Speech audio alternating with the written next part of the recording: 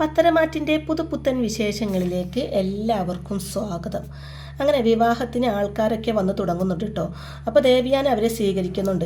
കല്യാണത്തിന് വരുന്ന ഒരു സ്ത്രീയോട് ദേവയാനി പറയുന്നുണ്ട്, വാ ഞങ്ങളുടെ വീട്ടിലേക്ക് ആദ്യമായിട്ടൊരു മരുമോൾ വരാൻ പോകുകയാണെന്ന് പറയുമ്പോൾ, അതെന്താ ദേവയാനി നീ അങ്ങനെ പറയുന്നത്? അപ്പോൾ അവിടെയുള്ള 2 പേര് മരുമക്കളല്ലേ എന്ന് ആ സ്ത്രീ പറയുമ്പോൾ, അവരെ ഒന്നും മരുമക്കളായിട്ട് ഞാൻ കണ്ടിട്ടില്ല. എവിടെ നിന്നോ കയറി വന്ന 2 പുറംപോക്കുകൾ അങ്ങനെ കണ്ടിട്ടുള്ളൂ എന്ന് പറഞ്ഞ് അവരെ അകത്തേക്ക് കൂട്ടിക്കൊണ്ട് പോവാട്ടോ. അപ്പോൾ അത് കേട്ടുകൊണ്ട് നവ്യയും കനകയും അവിടെ നിൽപ്പുണ്ടാവും. അപ്പോൾ നവ്യ പറയുന്നുണ്ട്, അനന്തപുരിയിലെ തലമുതിർന്ന ആൾക്കാരാ മുത്തശ്ശനും മുത്തശ്ശിയും. അവർ ഞങ്ങളെ മരുമക്കളായി അംഗീകരിക്കുന്നുണ്ട്. ഞങ്ങൾക്ക് അത്രയും മതിയെന്ന് പറയുന്നുണ്ട് നവ്യ. അപ്പോൾ അത് കേട്ട് ദേവയാനി പറയും, പെൺകുട്ടികൾ ഒരു കുടുംബത്തേക്ക് വന്നു കഴിഞ്ഞാൽ അവരെ അംഗീകരിക്കേണ്ടത് അവരുടെ അമ്മായിയമ്മമാരാ, നിന്റെയൊക്കെ കെട്ടിയവൻ്റെ അമ്മമാർ. ഞങ്ങൾ നിന്നെ ഒന്നും അംഗീകരിക്കാത്തടത്തോളം കാലം നിനക്കൊന്നും ആ സ്ഥാനം കിട്ടാനേ പോകുന്നില്ല എന്ന് ദേവയാനി പറയുമ്പോൾ കനകം പറയും, ഞങ്ങൾക്ക് ആ സ്ഥാനം ഒന്നും വേണ്ട, എൻ്റെ മക്കളും മനുഷ്യരാണെന്നുള്ള പരിഗണന മാത്രം കൊടുത്താൽ മതി എന്ന് പറയുമ്പോൾ, അച്ഛനും അമ്മയും മനുഷ്യരല്ലല്ലോ, പിന്നെ എങ്ങനെയാണ് മക്കൾ മനുഷ്യരാവുന്നത് എന്ന് ചോദിക്കുന്നുണ്ട് ദേവയാനി. തുടർന്ന്, അല്ല അവളെവിടെ ആ വലിയ ഡിസൈനർ എന്ന് ദേവയാനി കളിയാക്കിക്കൊണ്ട് ചോദിക്കുമ്പോൾ നവ്യ പറയുന്നുണ്ട്, അവളെ കളിയാക്കണ്ട, അവൾ ഡിസൈൻ ചെയ്ത ആഭരണങ്ങളാണ് ഇന്ന് കല്യാണ പെണ്ണിട്ടിരിക്കുന്നത്. അതുമാത്രമല്ല, അവൾ കാരണം കോടികളുടെ ലാഭം ഈ അടുത്ത കാലത്ത് മൂർത്തി സ്റ്റെല്ലറിക്ക് ഉണ്ടായിരിക്കുന്നത് എന്ന് പറയൂട്ടോ. അപ്പോൾ ആ സ്ത്രീ പറയും, അത് ശരിയാ ദേവയാനി, നയനിയുടെ വാർത്തയൊക്കെ പത്രത്തിലുണ്ടായിരുന്നല്ലോ എന്ന് പറയുമ്പോൾ, എന്ത് വാർത്ത വന്നു എന്ന് പറഞ്ഞിട്ട് എന്താ കാര്യം, കള്ളം പറഞ്ഞ് ജീവിക്കുന്ന കൂട്ടരാ, അത് ക്ഷമിച്ചു കൊടുക്കാൻ കഴിയില്ല എന്ന് പറഞ്ഞിട്ട് ദേവയാനി അവിടെ ഒന്നും പോവാണ്. ദേവയാനി പോയതിനു ശേഷം ആ സ്ത്രീ പറയുന്നുണ്ട്, പെൺകൊച്ചി വീട്ടിലേക്ക് വന്നില്ല. അതിനു മുമ്പേ ഇതാണ് ദേവയാനിയുടെ നിലപാടെങ്കിൽ വന്നു കയറുമ്പോൾ കനകയുടെ മക്കൾ വല്ലാതെ ബുദ്ധിമുട്ടുമല്ലോ എന്ന് പറയുന്നുണ്ട് കേട്ടോ. പറയുമ്പോൾ നവ്യ പറയുന്നുണ്ട്, ഞാൻ ബുദ്ധിമുട്ടത്തൊന്നുമില്ല, പിന്നെ നയന കുറച്ചുകൂടി മാറാനുണ്ട്. അങ്ങനെ മാറിക്കഴിഞ്ഞാൽ അമ്മായിയമ്മയുടെ ഈ സംസാരമൊക്കെ പാടെ നിർത്തിക്കോളൂ എന്ന് പറയുന്നുണ്ട് കേട്ടോ നവ്യ. അപ്പോൾ ഇവിടെ നന്ദു ആണെങ്കിൽ പ്രാർത്ഥനയൊക്കെ കഴിഞ്ഞ് റോഡിലൂടെ ഇങ്ങനെ നടക്കുകയാണ് കേട്ടോ, ഒറ്റയ്ക്ക് നടന്നു വരികയാണ് കേട്ടോ. അനിയുമായിട്ടുള്ള സന്തോഷകരമായ നിമിഷങ്ങളൊക്കെ ഓർക്കുന്നുണ്ട് നന്ദു അങ്ങനെ വളരെയധികം വിഷമത്തോട് കൂടി ഇങ്ങനെ നടക്കുകയാണ് നന്ദു. അനിയാണെങ്കിലും നന്ദുവിനെ കാണാത്തതിലുള്ള വിഷമത്തിലാണ്. എടാ നന്ദുവിനെ കാണുന്നില്ലല്ലോ എന്ന് കൂട്ടുകാരനോട് ചോദിക്കുമ്പോൾ, അവൾ എവിടെയെങ്കിലും കാണൂടാ, ഈ സമയത്ത് നീ എന്തിനാ അവളിങ്ങനെ അന്വേഷിക്കുന്നതെന്ന് ചോദിക്കുന്നുണ്ട് കേട്ടോ കൂട്ടുകാരൻ. ഇവിടെ ആദർശാണെങ്കിൽ മുത്തശ്ശനെ കുറിച്ച് ഒരാളോട് ഇങ്ങനെ സംസാരിച്ചു കൊണ്ടിരിക്കാവും. അപ്പോൾ ആദർശിൻ്റെ അച്ഛൻ വന്നിട്ട് അനിയെ വിളിച്ചു കൊണ്ടുപോയി മണ്ഡപത്തിൽ ഇരുത്താൻ പറയുന്നുണ്ട് കേട്ടോ. അങ്ങനെ ആദർശ് പോയി അനിയെ മണ്ഡപത്തിൽ ഇരുത്തുന്നുണ്ട്. അനാമികയുടെ അച്ഛൻ്റെയും അമ്മയുടെയും അനുഗ്രഹമൊക്കെ വാങ്ങി അനി മണ്ഡപത്തിൽ പോയി ഇരിക്കുന്നുണ്ട് കേട്ടോ. അപ്പോൾ അതേസമയം ദേവയാനി ആദർശിനോടായിട്ട് പറയുന്നുണ്ട്, നിൻ്റെ ഭാര്യയ്ക്ക് ഇതൊന്നും അത്ര ഇഷ്ടപ്പെടുന്നില്ല എന്ന് പറയുമ്പോൾ ആദർശ് പറയും, അമ്മ എന്തിനാ ഈ സമയത്ത് ഇങ്ങനെയൊക്കെ പറയുന്നത്, ഇനിയിപ്പോൾ അനാമികയുടെ ബന്ധുക്കളെയൊക്കെ നമ്മുടെ വീട്ടിലെ പ്രശ്നങ്ങൾ അറിയിക്കണമെന്ന് ചോദിക്കുമ്പോൾ അതെന്തായാലും അറിയോലോ എന്ന് പറയുമ്പോൾ, അമ്മ പോയി പെൺകുട്ടിയോട് വരാൻ പറയുമെന്ന് പറയുമ്പോൾ അനാമികയുടെ അമ്മയെയും കൂട്ടി അനാമികയുടെ അടുത്തേക്ക് പോവുകയാണ് ദേവയാനി അവിടുന്ന് പോയതിന് ശേഷം ആദർശ് നയനയോട് പറയുന്നുണ്ട്, അമ്മ എന്തെങ്കിലുമൊക്കെ പറയുമ്പോൾ നീ അതിന് മറുപടി പറയാനൊന്നും പോണ്ട, അമ്മയുടെ കാര്യത്തിൽ മാത്രം നീ ഒന്നും കണ്ടില്ല കേട്ടില്ല എന്നടിച്ച് നടന്നാൽ മതിയെന്ന് പറയുമ്പോൾ, ഞാൻ അങ്ങനെ തന്നെയല്ലേ മുന്നോട്ട് പോയിക്കൊണ്ടിരിക്കുന്നത് എന്ന് പറയുന്നുണ്ട് നയന. നവ്യയും കനകയൊക്കെ ആണെങ്കിലും നന്ദുവിനെ കാണാത്തതിലുള്ള വളരെയധികം വിഷമത്തിലാണ് കേട്ടോ. നന്ദു എവിടെ അമ്മയെന്ന് നവ്യ ചോദിക്കുമ്പോൾ, അറിയില്ല മോളെ, ഞാനും അവളെ നോക്കുമായിരുന്നു എന്ന് പറയുന്നുണ്ട് കനകം. ഈ സമയത്ത് പോലും അനി അന്വേഷിക്കുന്നത് നന്ദുവിനെയാണ്. ഇതൊന്നും കാണാൻ കഴിയാതെ നന്ദു എവിടെയെങ്കിലും മാറി നിൽക്കായിരിക്കുമെന്ന് പറയുന്നുണ്ട് ആദർശ് നയനയോടും. ഇവിടെ അനാമികയാണെങ്കിൽ വളരെയധികം സന്തോഷത്തിലാണ് കേട്ടോ, സെൽഫിയൊക്കെ എടുക്കുകയാണ്. അപ്പോൾ അതേസമയം ദേവയാനിയും രേവതിയും അവിടേക്ക് വരുന്നുണ്ട്.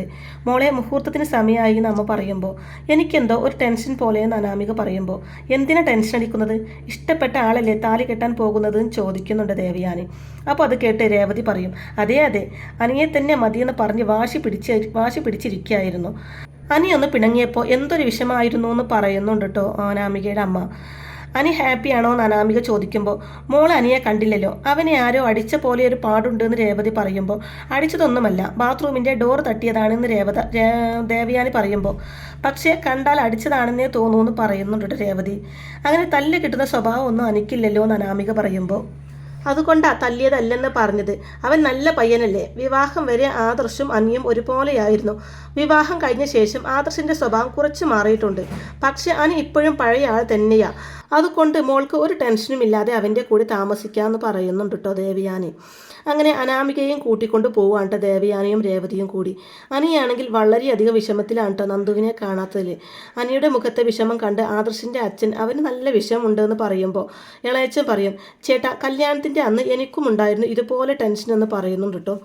അപ്പോഴേക്കും അനാമിക അനിയുടെ അച്ഛൻ്റെയും അമ്മയുടെയും അനുഗ്രഹമൊക്കെ വാങ്ങി കതിർ മണ്ഡപത്തിൽ അനിയുടെ അടുത്തിരിക്കുന്നുണ്ട് കേട്ടോ. അനിയെ ഒന്ന് തട്ടി, എന്താ ഇത്ര സീരിയസ്നെസ് എന്ന് അനാമിക ചോദിക്കുമ്പോൾ ഒന്നുമില്ല എന്ന് പറയുന്നുണ്ട് അനി.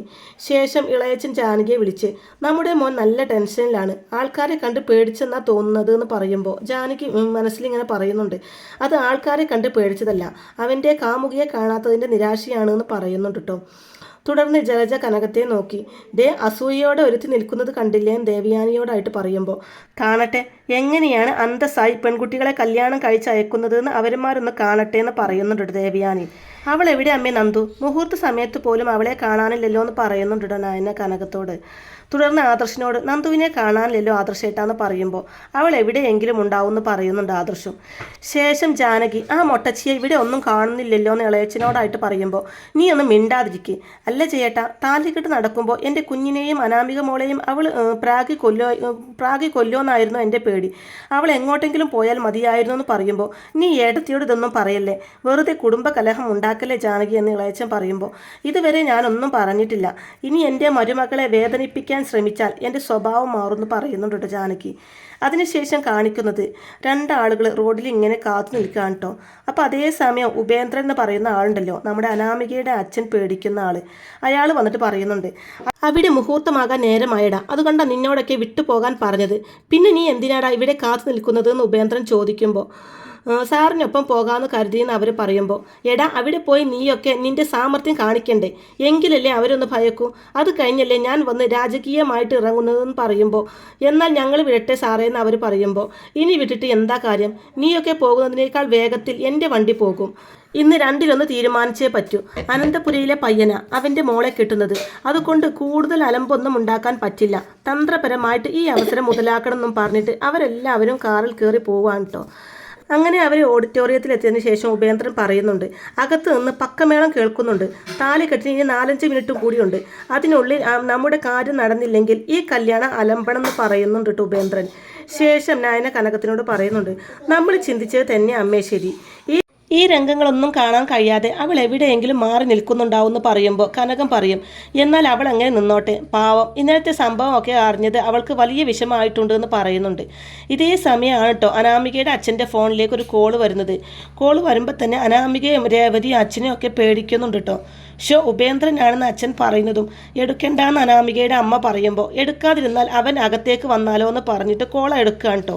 തുടർന്ന് 1 മിനിറ്റ് ഞാനൊന്ന് പുറത്തു പോയി വരാമെന്ന് അച്ഛൻ പറയുമ്പോൾ, അത് ശരി മുഹൂർത്ത സമയമായപ്പോഴേക്ക് മുങ്ങാണോ എന്ന് പറയുമ്പോൾ, അല്ല എൻ്റെ വേണ്ടപ്പെട്ട ഒരു സുഹൃത്ത് വന്നിട്ടുണ്ട്, ഞാൻ കൂട്ടിക്കൊണ്ട് വരാമെന്ന് പറഞ്ഞിട്ട് അയാൾ അവിടുന്ന് പോവുകയാണ് കേട്ടോ ഉപേന്ദ്രൻ്റെ അടുത്തേക്ക്. ഉപേന്ദ്രൻ കൂടെയുള്ളവരോട് പറയുന്നുണ്ട്, അകത്ത് പോയി അലമ്പുണ്ടാക്കുന്നതിനേക്കാൾ നല്ലത് ഇവിടെ നിന്ന് വില പേശുന്നതാണ്, അത് കഴിഞ്ഞ് ആവശ്യമുണ്ടെങ്കിൽ നമുക്ക് അകത്തേക്ക് പോവാമെന്ന് പറയുന്നുണ്ട്. അപ്പോഴേക്കും അനാമികയുടെ അച്ഛൻ അവരുടെ അടുത്തേക്ക് എത്തുന്നുണ്ട് കേട്ടോ.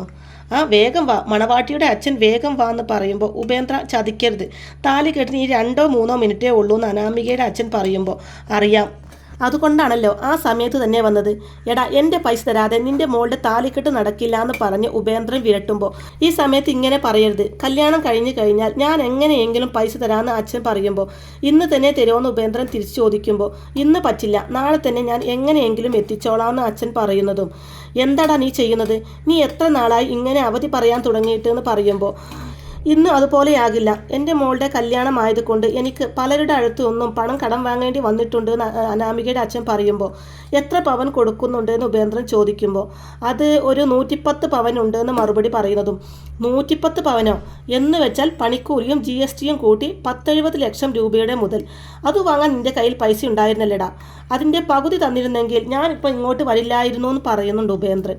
തരാം, ഉറപ്പായിട്ടും തരാമെന്ന് അയാൾ പറയുമ്പോൾ, ഇനി നീ തരണ്ട, ഇതുപോലെ ഒരുപാട് ഉറപ്പ് നീ പറഞ്ഞതാ, നിൻ്റെ മോളുടെ കല്യാണം കഴിഞ്ഞാൽ പിന്നെ നീ ഈ നാട്ടിൽ പോലും നിൽക്കില്ല എന്ന് എനിക്ക് ഉറപ്പില്ല, അങ്ങനെയുള്ളപ്പോൾ നിൻ്റെ മകളുടെ കല്യാണം കഴിയുന്നതിന് മുമ്പ് ഇതിനൊരു തീരുമാനം ഉണ്ടാക്കണം എന്ന് ഉപേന്ദ്രൻ പറയുമ്പോൾ, എൻ്റെ ചേട്ടാ നിങ്ങൾക്കറിയാലോ എനിക്ക് ഒരേ ഒരു മോള, അവളുടെ കല്യാണം മുടക്കരുത് എന്ന് പറയുമ്പോൾ, എന്ന് നീ പറയുന്നു, എന്നാൽ അത് വിശ്വസിക്കാൻ എനിക്ക് പ്രയാസമുണ്ടടാ, നിനക്ക് വേറെ കുടുംബവും കുട്ടിയും ഒക്കെ കാണും, അല്ലെങ്കിൽ പിന്നെ നീ എന്തിനാ ഇത്രയും കടം മേടിച്ചു കൂട്ടുന്നതെന്ന് ചോദിക്കുന്നുണ്ട് കേട്ടോ ഉപേന്ദ്രൻ.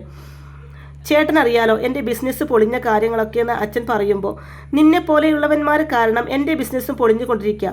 അതിന് അറുതി വരുത്താനാ ഞാൻ ഇവന്മാരെയും കൂട്ടി ഇങ്ങോട്ട് വന്നത്. തുടർന്ന് അയാളുടെ ഷർട്ടിന് കുത്തിപ്പിടിച്ച്, മര്യാദക്ക് പൈസ താടാ, എന്നിട്ട് മോളെ കെട്ടിച്ച് വിടാൻ നോക്ക്, അതാടാ അന്തസ് എന്ന് പറയുന്നുണ്ട് കേട്ടോ ഉപേന്ദ്രൻ. ഇവിടെ താലിക്കെട്ടിനുള്ള സമയമായി. അനിയാണെങ്കിൽ 4 ഭാഗവും നന്ദുവിനെ തിരിയാണ് കേട്ടോ. ആ വിഷമത്തിലാണ് അനി. അനാമികക്ക് അച്ഛൻ വരാത്തതിലുള്ള വിഷമവും.